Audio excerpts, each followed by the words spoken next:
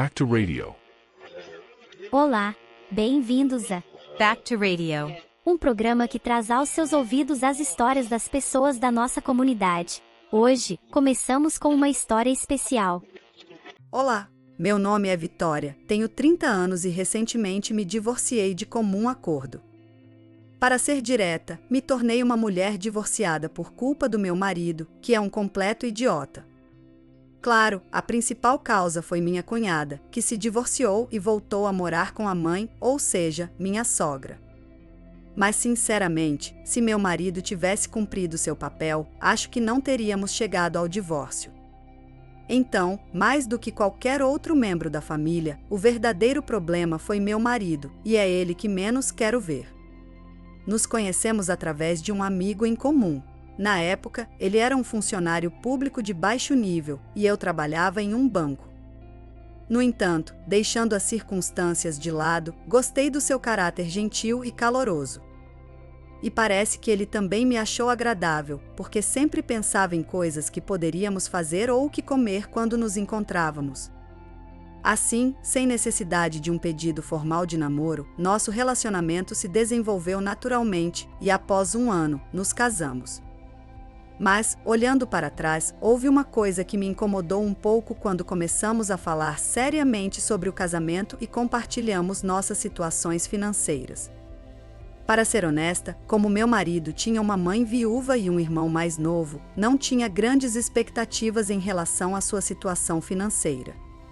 De fato, ele me contou que havia trabalhado em uma pequena empresa por 4 anos antes de decidir que não podia continuar assim e se preparar para ser funcionário público. Quando começou na empresa, disseram-lhe que o horário era das 9 às 6, mas durante 4 anos teve que chegar antes das 8 e sair depois das 8 da noite. Embora pensasse que com o tempo seria promovido e que os dias melhores chegariam, um dia o filho de um amigo do chefe chegou e começou a ocupar cargos importantes, e isso levou a se perguntar o que estava fazendo ali. Então, com determinação, deixou o emprego e começou a estudar para ser funcionário público. Ele pensou que seria fácil passar em menos de um ano, mas cada vez que falhava por um ponto ou uma questão, acabou perdendo 4 anos no processo.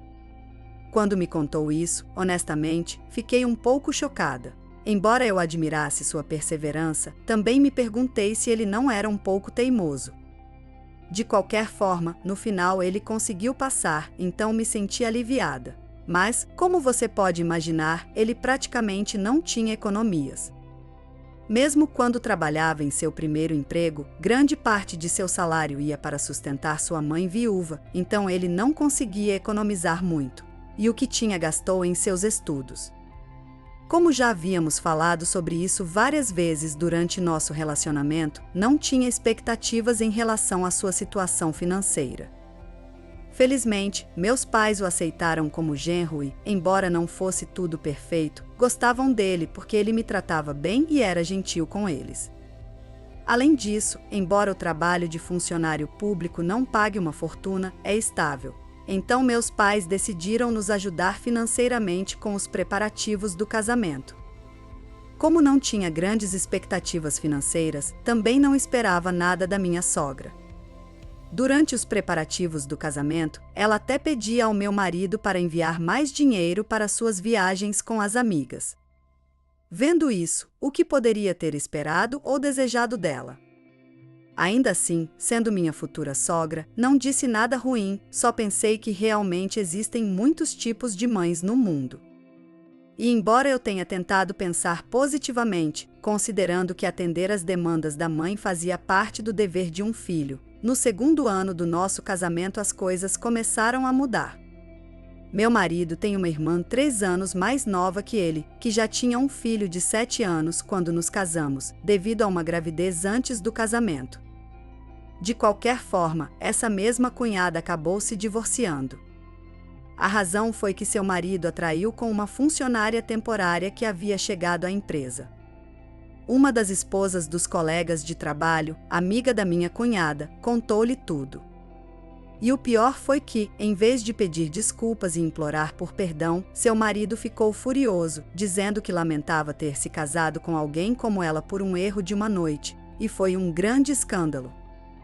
Depois, ele renunciou a todos os direitos de custódia e criação, dizendo que ela podia ficar com tudo.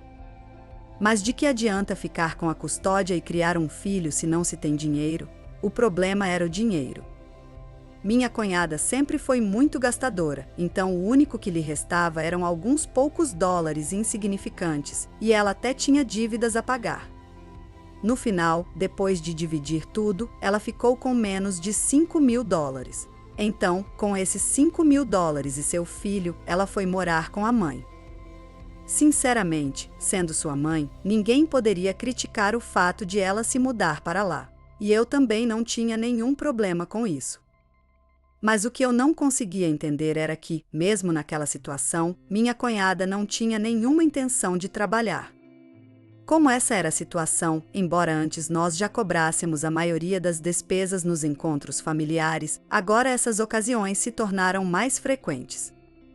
Seja aniversário, feriados ou qualquer outro evento, era óbvio que meu marido e eu tínhamos que pagar. Mesmo quando íamos comer algo que eu não gostava, como uma sopa de frutos do mar, nós é que tínhamos que pagar. E não só isso, minha sogra sempre nos pedia para não fazer seu único neto se sentir mal, pedindo-nos para comprar coisas para ele ou para cuidar dele. Era como se ela esperasse que meu marido e eu assumíssemos o papel de pais adotivos de seu neto. Mas nós também tínhamos nossos próprios planos de ter filhos, então não estávamos em posição de gastar tanto dinheiro com ele. Especialmente quando já dávamos à minha sogra $700 por mês para suas despesas, e ainda assim ela queria que dessemos uma mesada à criança e pagássemos por sua educação. Se seguíssemos seu conselho, teríamos que gastar pelo menos $500 adicionais por mês com seu neto. Uma vez decidi fazer as contas e quase desmaiei.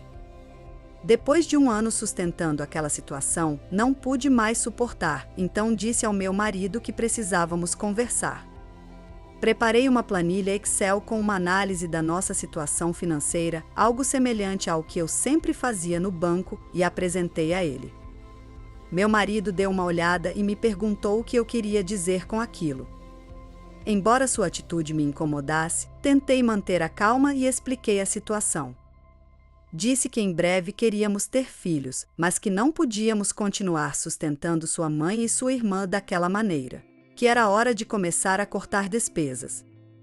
Mas antes que eu pudesse terminar de falar, seu rosto ficou vermelho de raiva e ele gritou para eu falar claro se tinha algo a dizer.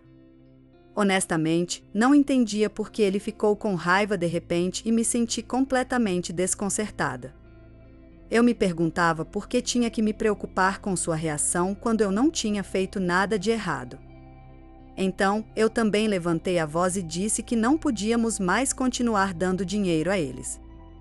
Gritei que não entendia por que tínhamos que sustentar pessoas que estavam saudáveis, mas que não queriam trabalhar. Disse que não viveríamos mais assim. Então, meu marido se agarrou a uma pequena coisa, ele me acusou de ter chamado sua mãe de pessoa em vez de mãe, dizendo que eu não sabia como me comportar como nora, e se agarrou a isso como se tivesse vencido uma grande discussão. Não demorou muito para eu entender por que ele estava tão alterado. Enquanto ele tomava banho, olhei seu telefone e vi uma longa mensagem de sua irmã, dizendo que ela não aguentava mais viver naquela pequena casa com a mãe e que precisava que ele lhe desse $200.000. Não podia acreditar no que estava lendo com meus próprios olhos. Pedir que lhe dê $200.000. Por mais que seja família, isso faz algum sentido? Pela minha lógica, não consigo entender. Tanto a pessoa que pede o dinheiro quanto aquela que está pensando em dar parecem totalmente fora de si para mim. Meu marido, que nunca sabia dizer não, estava procurando uma maneira de conseguir aquele dinheiro sem que eu descobrisse, até mesmo considerando pegar empréstimos com agiotas. Para que saibam, eu administro as finanças da casa. Quando nos casamos, comprei uma casa com a ajuda dos meus pais, então o controle financeiro passou naturalmente para as minhas mãos. Mas como eu tinha verificado o telefone dele sem permissão e ele não me disse nada sobre o pedido da irmã, não sabia se deveria confrontá-lo. Uma parte de mim desejava que ele tivesse me consultado, mas ao mesmo tempo, temia que fazer isso significasse lidar com mais problemas. Passaram-se alguns dias e então meu marido me chamou para a sala, dizendo que tinha algo a me dizer. Quando me sentei, ele tirou alguns documentos e, ao vê-los, fiquei surpresa. Eram documentos para um empréstimo hipotecário. Não podia acreditar que estava vendo isso em casa, então perguntei de onde ele tinha tirado e por que precisava deles. Ele me respondeu que precisava de um empréstimo de cerca de $200 mil e me contou uma história sobre ter pedido dinheiro emprestado a um amigo para investir em ações. Sabia que ele estava inventando tudo apenas para dar o dinheiro à irmã e fiquei sem palavras. Perguntei a quem ele havia pedido emprestado e que queria ver as transações das ações. Meu marido, que não era bom em mentir nem em pensar rápido, ficou nervoso e tentou inventar mais desculpas. Não consegui mais suportar e disse a ele que tinha visto a mensagem da irmã. Meu marido, surpreendentemente, não negou e me pediu para fazer o empréstimo porque, se a irmã não pudesse pagar, ele o faria. Perguntei a ele como pensava em pagar morando comigo, se o salário dele e o meu faziam parte do nosso patrimônio comum e se não tínhamos outras fontes de renda. Lembrei a ele que a casa não era nossa, mas um presente dos meus pais, e que era absurdo usá-la como garantia para um empréstimo. Então, meu marido disse que, se esse fosse o caso, não havia outra opção senão o divórcio. Por um momento, não pude acreditar no que estava ouvindo. Perguntei se ele estava realmente disposto a se divorciar se eu não desse o dinheiro à irmã dele, e ele disse que se nos divorciássemos, pelo menos ele poderia receber algo na divisão dos bens. Não podia acreditar no que ele estava dizendo. Perguntei se ele tinha certeza e se não se arrependeria depois. Sua resposta me deixou gelada, então no dia seguinte fui diretamente a um advogado especializado em divórcios. Enquanto conversava com o advogado, não pude deixar de rir e chorar ao mesmo tempo, me sentindo como uma louca. Eu me sentia traída e, ao mesmo tempo, estava em choque que todo o meu esforço para construir uma família acabasse assim de repente. Depois que a conversa sobre o divórcio veio à tona, meu marido foi morar na casa da mãe e me ligava constantemente para perguntar quando iríamos assinar os papéis.